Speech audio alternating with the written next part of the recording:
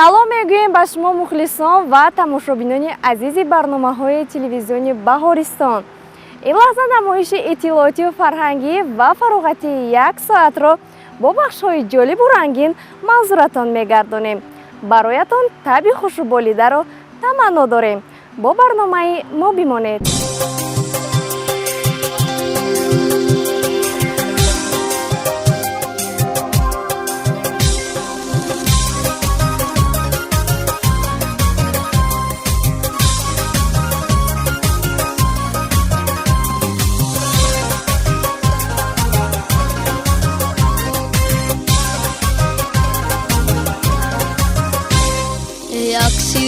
جان دهد آینه دل را چون معجزه سان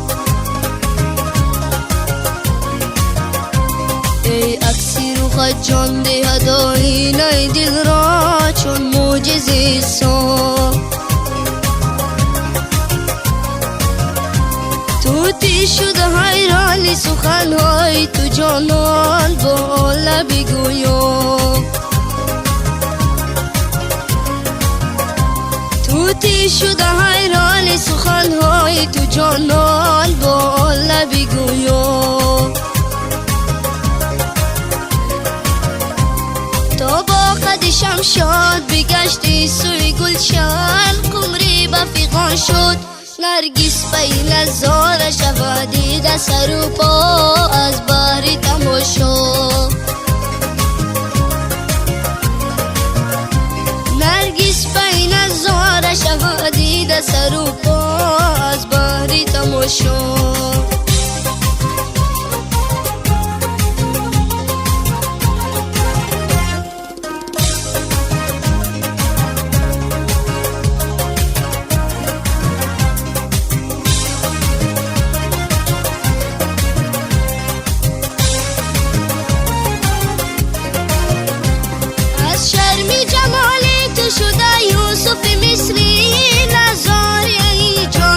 سودای تو دارم با فرمانی تو اسرا تنها نزلیخا سودای تو دارم با فرمانی تو اسرا تنها نزلیخا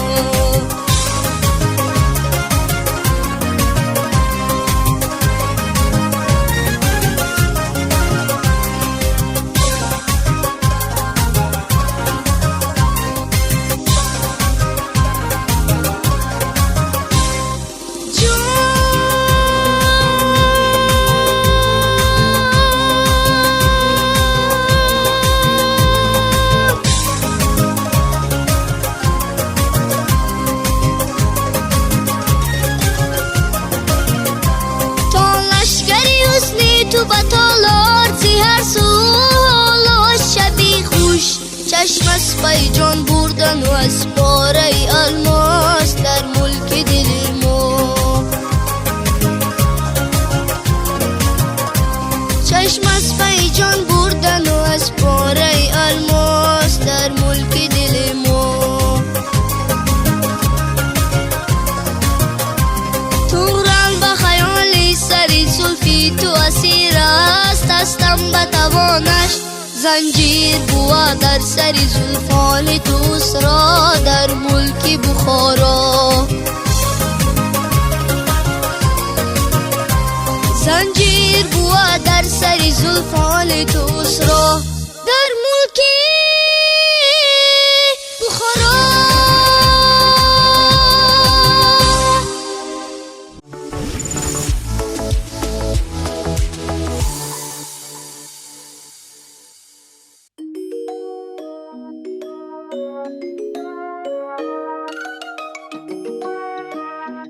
дандонҳо низ ҳамчун узви муҳими инсон қоидаҳои хоси нигоҳдории худро доранд ки дар сурати риоя намудани онҳо шахс метавонад аз дарди дандон эмин бимонад. сабаби асосии пайдошавии дарди дандон дар он аст ки бофтаи асабе ки дар дохили худи дандон ҷойгир аст илтиҳоб мегирад. сабаби илтиҳоби бофтаи асаби дандон гуногун аст. яке аз онҳо кариес яъне пӯсидани бофтаи сахти дандон эмал мебошад.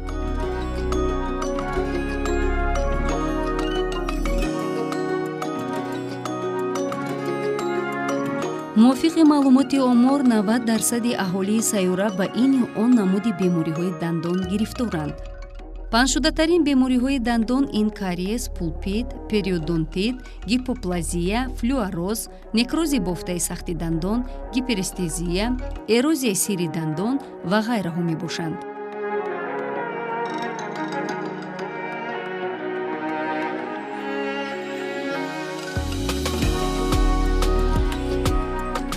сабабҳои дучоршавӣ ба бемориҳои дандон гуногун аст.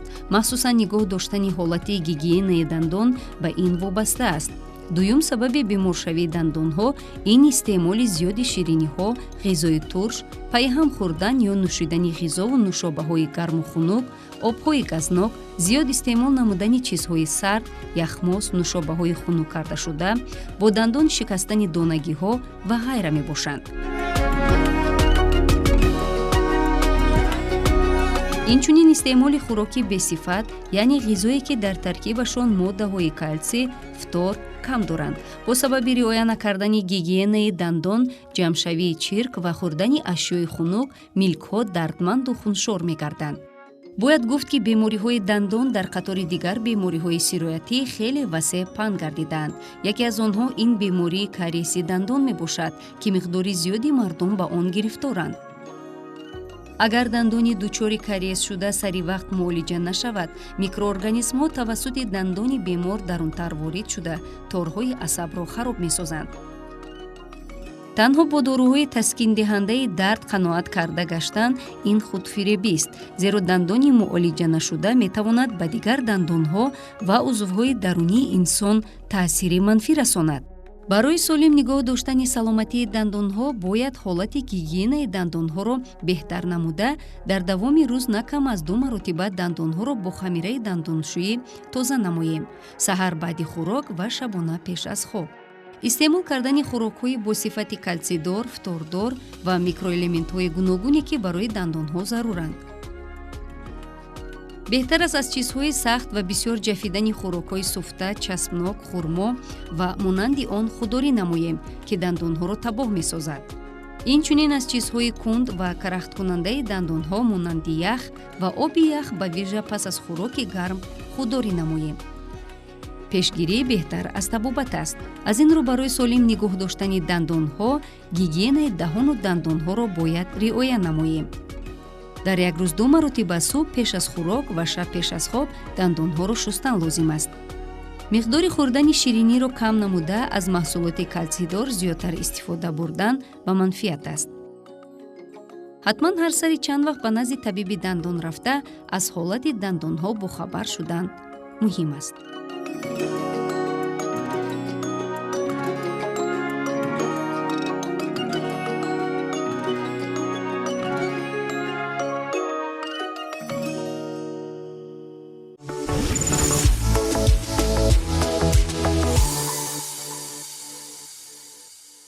интихоби касби дурусту манфиатовар тамоми умр ба инсон хушию сурур, рӯзгори осоишта ва хонаи обод меорад. соҳибкасбон ҳамеша соҳиб иззатанд. ифтихори бузург танҳо аз ҳунари воло ва касби пуршараф ба даст меояд. соҳибкасбони ҳунарманд ҳамеша дар дилу дидаи мардумон ҷой доранд ва ҳамеша онҳоро ба некӣ ёд мекунанд. салом бинандагон ва мухлисони гиромӣ. дар идомаи намоиши як соат бахши як савол аст манзури шумо. дар бахши як савол мо ба роҳгузарон чунин саволро пешниҳод менамоем. шумо дар оянда кадом касбро интихоб мекунед? хуб меравем ва пурсон мешавем ки мардум ба ин савол чӣ гуна посух медиҳанд. салом, мо аз телевизиони Баҳористон аз намоиши як соат аз бахши як савол. саволи мо чунин аст: шумо дар оянда кадом касбро интихоб мекунед? ман мехоҳам дар оянда касби хадамоти гумрукро интихоб намоям. барои чӣ шумо маҳз ҳамин касбро интихоб намудаед? чунки сабаб падари ман дар ҳамин соҳа кор мекунад. барои ҳамин сабаб аст ки ман ҳамин касбро интихоб намудам ва мехоҳам дар оянда ба ҳамин касб пешбарандаи ҳаёти худ бошам. беҳтарин, ташаккури зиёд. шумо дар оянда кадом касбро интихоб мекунед? ман айни ҳол дар шаҳри Кӯлоб курси якум мехонам. ман аз хурдӣ хеле орзу доштам ки ба ҳамин духтурӣ таҳсил намоям. барои чӣ шумо маҳз ҳамин касбро интихоб намудаед? барои он ки ба ман хеле он касб маъқул аст, ман мехоҳам духтур шавам. шумо дар оянда кадом касбро интихоб мекунед? من میخوام که در آینده سرباز شده به خلق وطن خود صادقانه خدمت نمایم. تشکر زیاد. سلام، سوال ما چنین است. شما در آینده کدام کسب را انتخاب میکنید؟ من میخوام فوتبالیست شوم و در دسته استقلال نمایش کنم.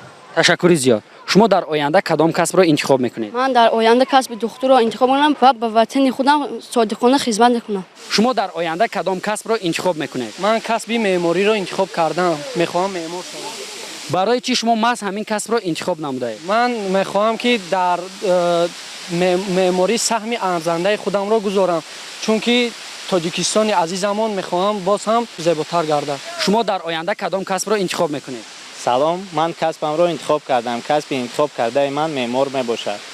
برای چی شما محض همین کسب را انتخاب نمودید؟ میخوام تاجیکستان را باز هم زیباتر گردانم و بیناهای بلندآشیانه و زیبا سازم که در دیگر دولت ها معرفی باشد. خلاصه ما را ضرور است که در پی آموزش کسب خوب شبانه روز زحمت کشیم، زیرا عمر برای انسان تنها یک بار میسر میگردد. بینندگان گرامی، اینجا بخش یک سوال به انجام میرسد. بخش‌های دیگری نمایش یک ساعت ادامه دارد. با نمایش یک ساعت بمانید.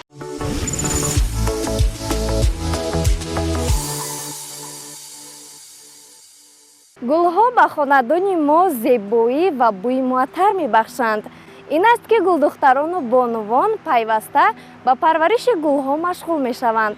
گلپروری هم هنر است، چون که گلها به نگاهبین مخصوص نیاز دارند. بینندگان گرامی، بیایید با هم بخش یک گل را تماشا میکنیم.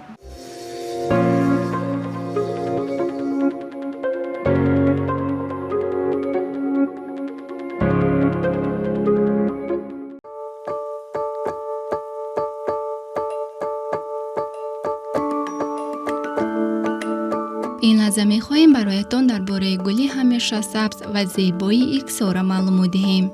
ایکسورا یکی از رستنی همیشه سبز تروپیکی بوده با عائله میرنوف‌ها داخل می‌شود. در خانه گل ایکسورا را شعله جنگل می‌نامند که آن با گل درخشان خرد در زمینه‌های گیاه‌های سبز درخشان حسابیده می‌شود.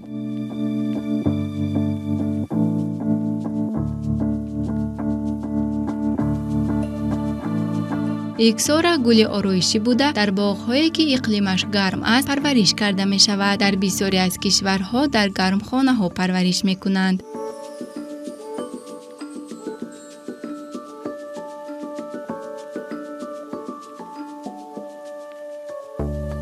ایکسورا یک بوته خرد بوده، برگ‌های بیضه شکل کلان دارد. برگ‌های جوانی آن رنگی برنجی دارد، اما با گذشت سن و سال آنها رنگ سبزی یک رنگ را می‌گیرند.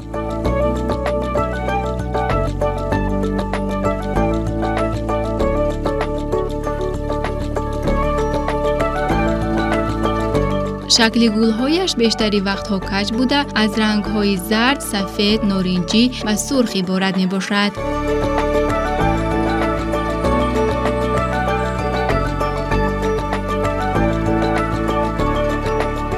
در شرایط مساعد گل ایکسورا در تمام سال می شکوفد. در خانه دوامناکی عمر این گل یک سال زیاد نبوده، در گرم خانه ها باشد از 2 تا 5 سال عمر می بیند.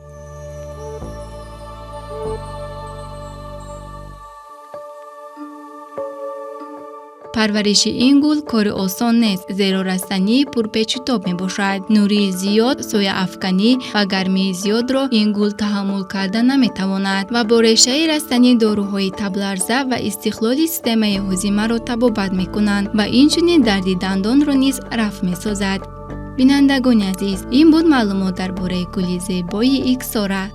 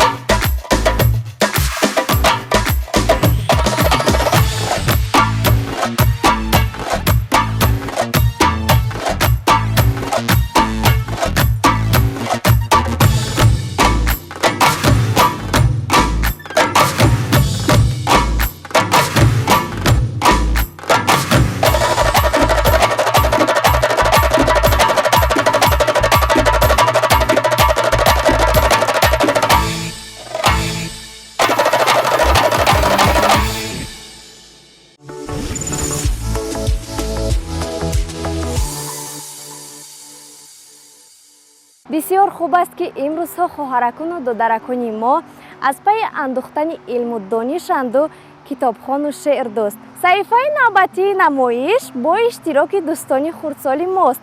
марҳамат, бубинед. ташаккур бар ту бода устодам, ман аз ғамхорият бисёр шодам. туро як умр хоҳам кард таъзим, ки бар ман додаи бо сидқ таълим. зи ту омӯхтам дарси шуҷоат, зи ту омӯхтам азму рафоқат, зи ту омӯхтам ман росткорӣ, зи ту омӯхтам ман устуворӣ. ба номи ту بود این مهرنامه کند عمری تو چون دریا ادامه. وطن وطن وطن مرا تو هم چجا وطن همیشه باش سربلند همیشه باش بیگزن تو مادر یگانه بهار جاویدانه وطن وطن وطن توانای جان تن. صبح آمد در دیاری تاجیکان، شاد گشته کودک و پیر و جوان.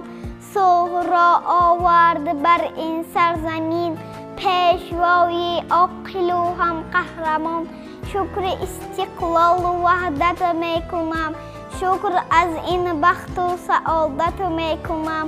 شکر گویم صدقاً از جان و دلم، شکر از فرهنگ ملت میکنم. بابای امام علی باشد فخر تاجیکان، نامی خاک تاجیک را پاینده کرده جهان. از منبرها سخن کرد، آبادی وطن کرد، پرچم صلح و دوستی در جلوی وطن کرد. شهر دوشنبه شهر نمویم، چون گل تو از من از تو رویم.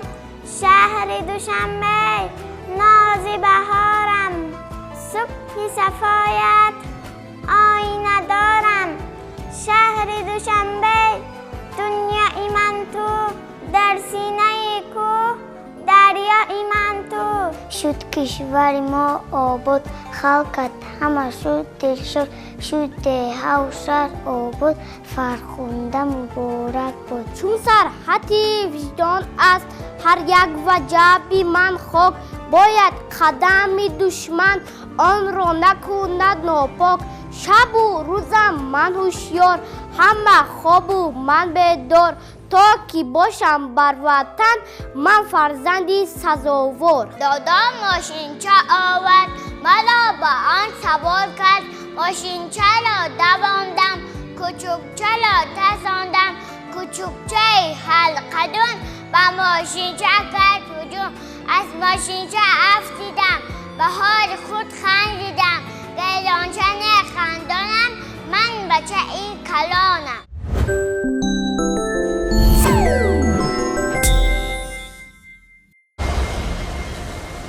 Карта говорит моряку о ждущих его морях, о большой награде и больших опасностях.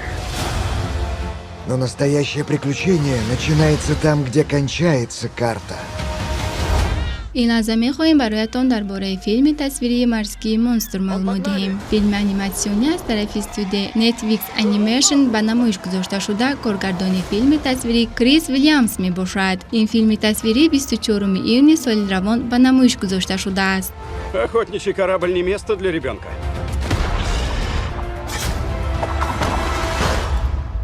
Вы обалденная. Она мне нравится. خطی سوژه فیلم تصویری چنین آغاز می شود. در طول صدها سال جنگ بین آدمان و حیوانات عجیبی بحری ادامه دارد. آنها به زمین برآمده دهشت می‌کنند و شهرها را نابود می‌کنند. آدمان کشتی‌ها را با شکارچیان جسور به بحر می‌فرستند که آن حیوان بحری را نابود کنند. مشهورترین کشتی شکارچی ناگزیر نام دارد و کاپیتان افسانه‌ای آن کراو میباشد. Не бойся, если один из них в радиусе мили, я учую. Кажется, тут я дал маху. کراو یک پسرخوانده دارد، جیکوب هولند، که آرزوی آن پسرک این است که یک حیوانات عظیم بحری که لقب رد هولند نام دارد قصاص بگیرد. وقتی که کشتی کراو برای یافتن و نابود کردن هاله سرخ به بحر می رود، در کشتی دخترک پیدا می شود. دخترک میسی که آرزو دارد به مثل والدینش شکارچی حیوانات بحری شود. با کاپیتان دلیر میسی پسند می آید و وی اجازت می دهد که در کشتی بماند. میکند. شکارچیان حاله‌ای سرخ را پیدا میکنند ولی او را دستگیر کرده نمیتوانند. برعکس آن حیوان کشتی را با یعقوب و میسی در دهانش گرفته سید را نخورده به جزیره میبرد که در آنجا حیوانات عظیمی زندگی میکند. در آنجا دخترک میبیند که همه بد و خشمگین نیستند. Мы высадим тебя в ближайшем порту. Тебе не место на охотничьем судне. Ты сам плавал в моем возрасте. Держись, Мэйзи! И глянь на себя сейчас. Это не одно и то же. Не то же? Нет, не то же самое. میسی در جزیره دوستی پیدا می کند. حیوانی خردی کبود و رید را وادار می کند که آنها را به جزیره دیگری که در آنجا آدمان زندگی می کنند برند. در دقیقه های آخرین دختر اثبات می کند که حکایه ها درباره حمله های حیوانات بحری به شهرهای انسانی دروغی حسابیده می شود. سرخ به بحری کوش آشنا می کند و یعقوب و میسی در خانه‌ای که در ساحل جوگیر بود زندگی می کند و دخترک به خود عائله نوی را پیدا می کند. Я вижу в ней огонь. Тот же огонь, что увидел в тебе. Монстров я не боюсь. Теперь ему конец. Стой, Джейкоб! Но вот это сведет меня в могилу.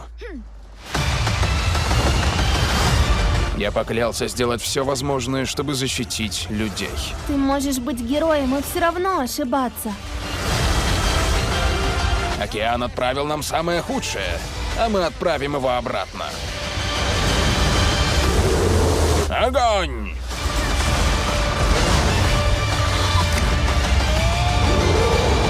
Морской монстр.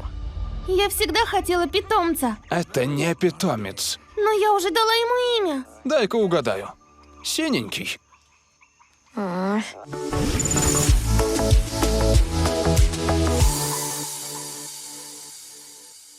این ادامه نمایش 1 ساعت است که شما بینندگان گرامی توسط تلویزیون بهارستان تماشا کرده ایستادید. اگر این لحظه با ما پیوستید پس بیایید با هم بخش دیگری برنامه را تماشا میکنیم. مرحمت. سلام مخلصانی عزیز، بخش 1 هنر است منظوری شما. این نوبت در بخش 1 هنر من میخواهم برایتان طرز تیار نمودنی چنین یک سبچه زیبا را نشان دهم. بینندگان عزیز، این نوبت به ما لازم می شود رشته های بافندگی، قیچی، استکان پلاستیکی و سیم. سراول بینندگان عزیز، ما کار را از استکان پلاستیکی آغاز می نماییم. با دقت باشید بینندگان عزیز.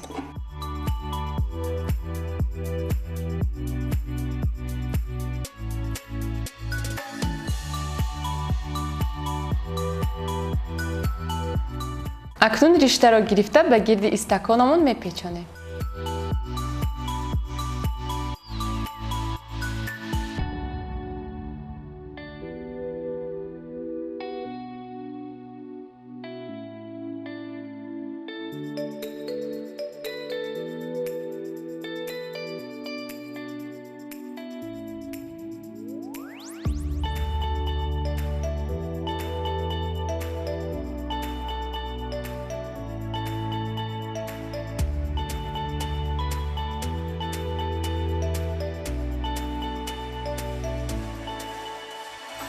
اکنون میگذاریم به قسمت بالای آن.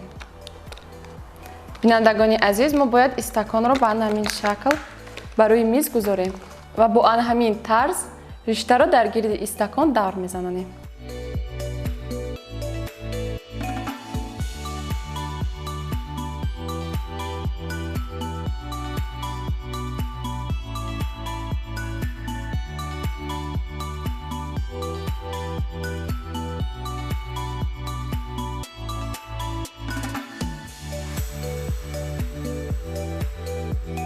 بینندگان عزیز، اکنون استکان را میگیریم، کارمان را ادامه میدهیم.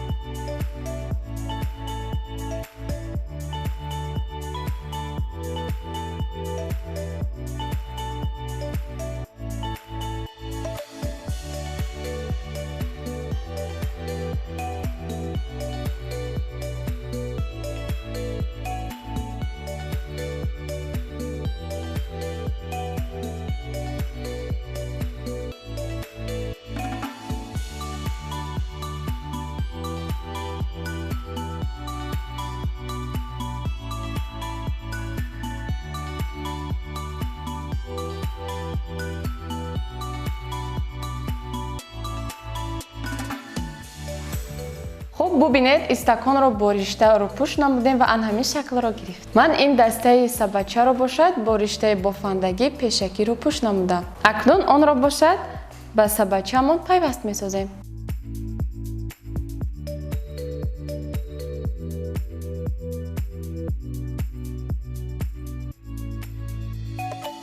ана ҳамин гуна дастаи сабачаамонро бо ёрии ширеш пайваст месозем ва каме интизор мешавем то ин ки хушк гардад. ин тарафашро ҳам пайваст мекунем бо ана ҳамин шакл. инак ба қисми ороишӣ мегузарем. акнун риштаро гирифта ба ана ҳамин тарз мебофем. бубинед ана ҳамин шаклро гирифт. акнун онро бо ёрии ширеш пайваст месозем.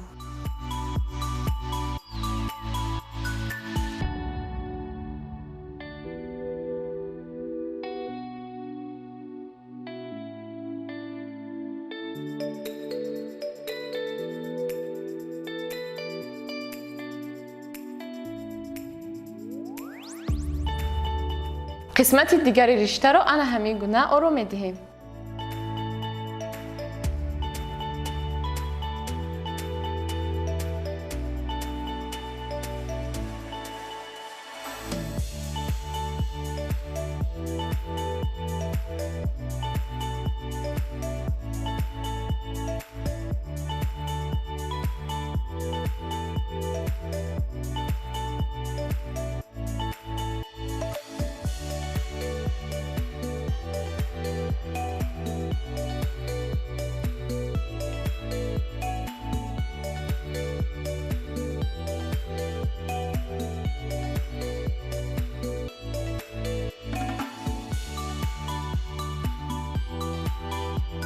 акнун ороишамонро бо ширеш мечаспонем.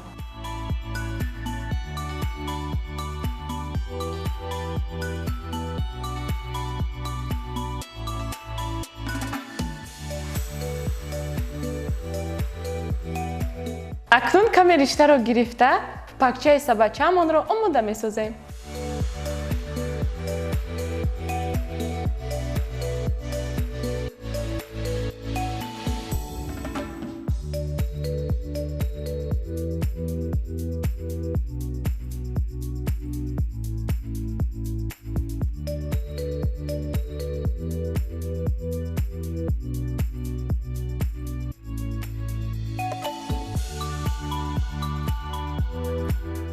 хуб пакчаро ба сабачаамон пайваст месозем.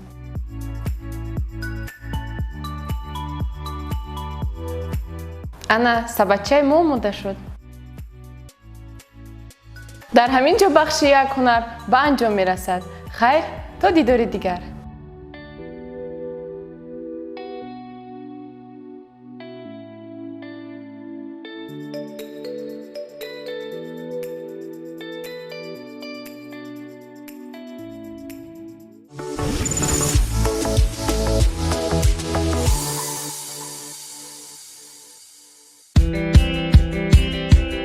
дар бахши навбатӣ мо якчанд тавсияро оид ба ошхона нишон медиҳем.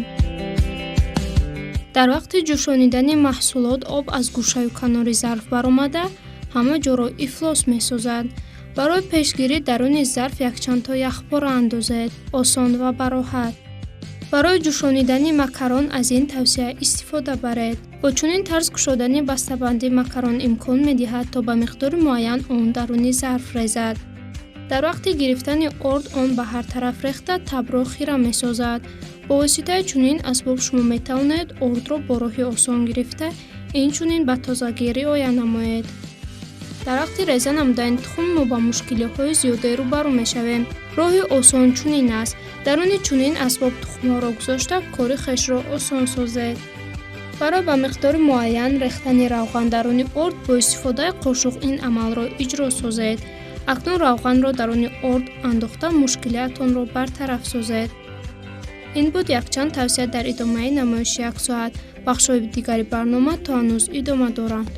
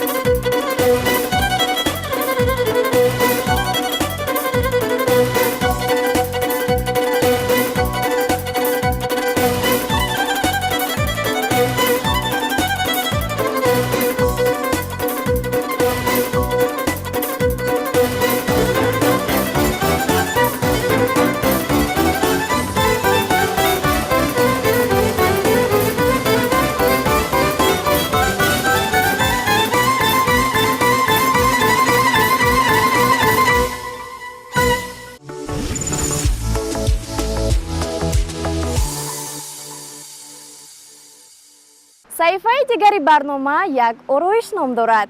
дар ин бахш омода намудани як ороиши зебоеро пешниҳодатон месозем, то ин ки бо дидани ин намуд ороиши зебо мӯйҳои худ ва хоҳаракони худро зебу зинат бубахшед. марҳамат гулдухтарон, ин саҳифаро бо ҳам тамошо мекунем.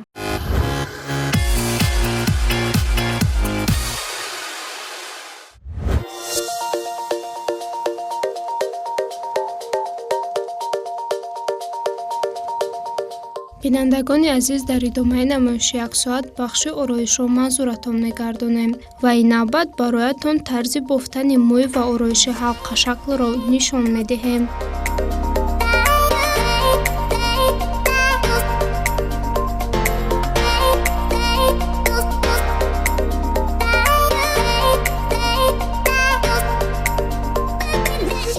мӯйро ба 4 қисмат ҷудо менамоем ва бубинед аз қисмати қафои сар мӯй гирифта бофтанро шурӯъ мекунем.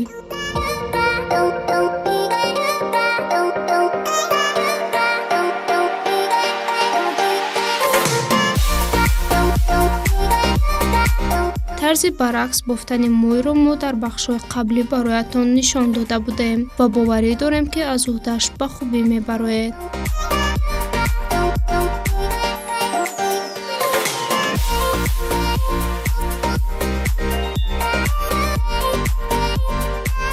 барои бозам зебо бофтани мӯй мо аз чунин шонаи симин истифода менамоем.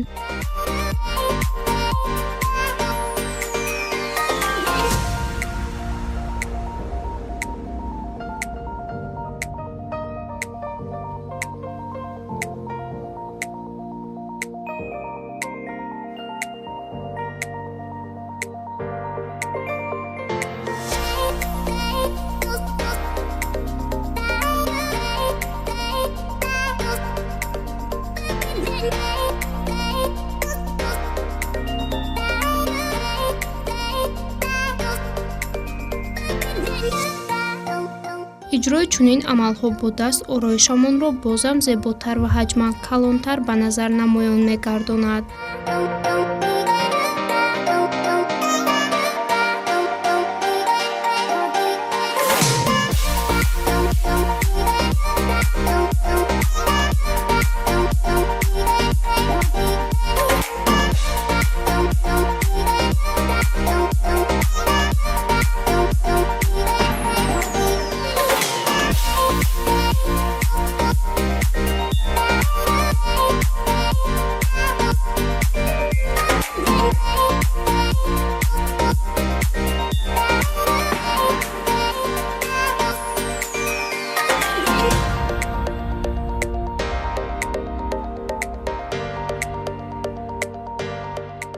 ҳамин тавр мо гирдогирди сар ба пурраги мӯйро бофтем.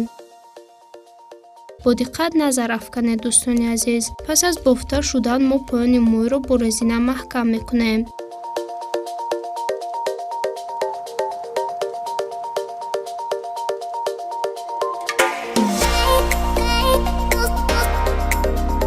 мӯи бофташударо бо чунин тарз ба сар насб менамоем. албатта барои ин ба мо мӯйқапакҳои симин лозим мешаванд.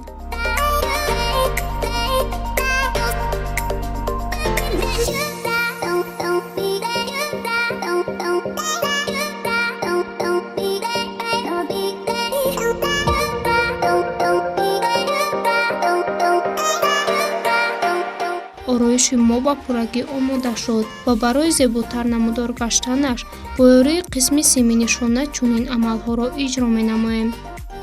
ҳангоми ба дарс, ба сайругашт ва ё ягон чорабинӣ рафтан метавонед бо чунин ороиши мӯй ба зебогии худ зеби дигареро замъ намоед.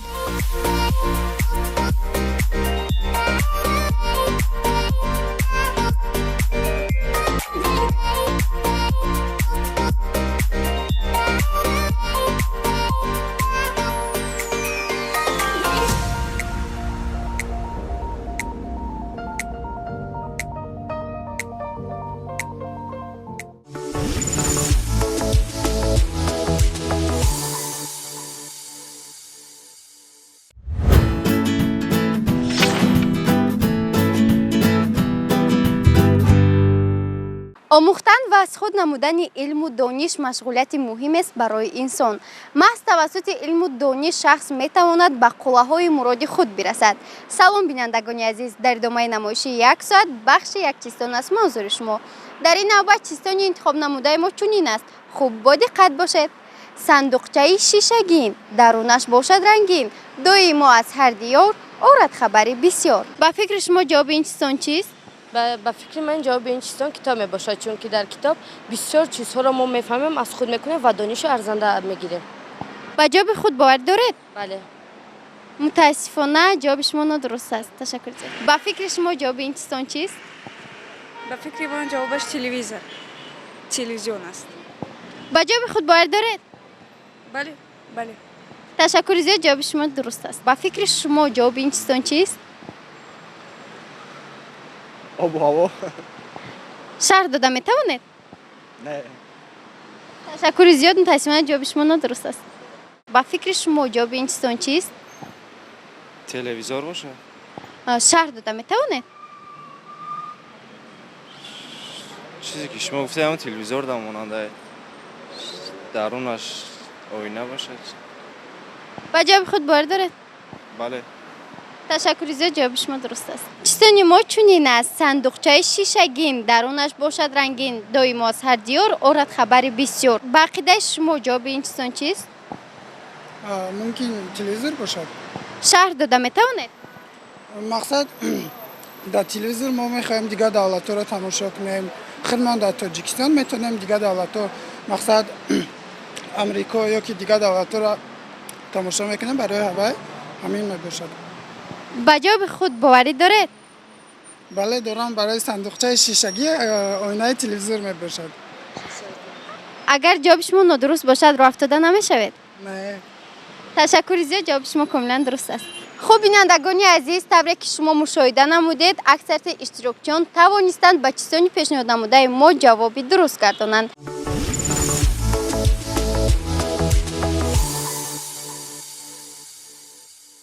наворҳои ҷолибу диданӣ бениҳоят зиёданд ва ҳар ҳафта мо дар намоишамон яке аз беҳтарин наворҳои ҷолибро манзури шумо мухлисони азиз мегардонем. биёед ин саҳифаро низ бо ҳам тамошо мекунем.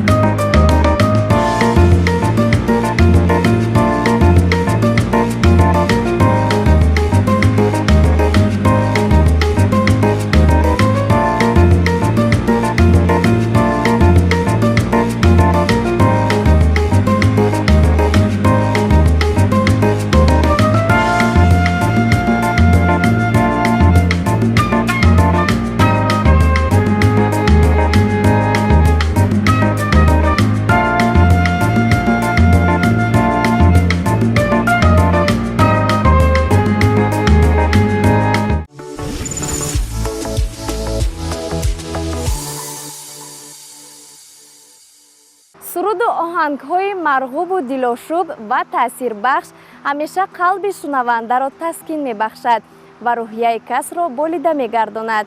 аз ин рӯ ин лаҳза бахши фароғатии як сурудро манзури шумо мегардонем. марҳамат, бароятон фароғати хушро хоҳонем.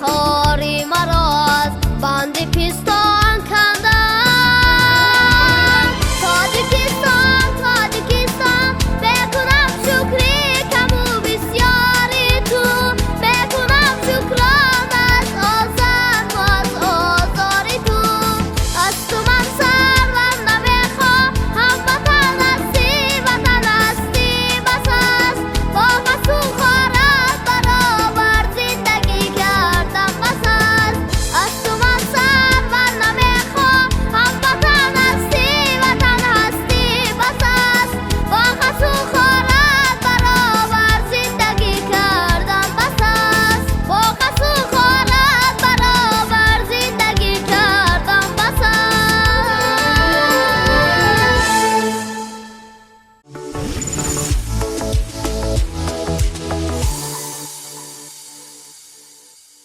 مخلصان گرامی، در همین جا نمایش 1 ساعت به انجام می رسد. تماشابینان عزیز، برایتان تنسیتی و خانه‌آبادی را تمنا داریم. خیر عزیزان، تا دیدار نوبتی خوش بمانید.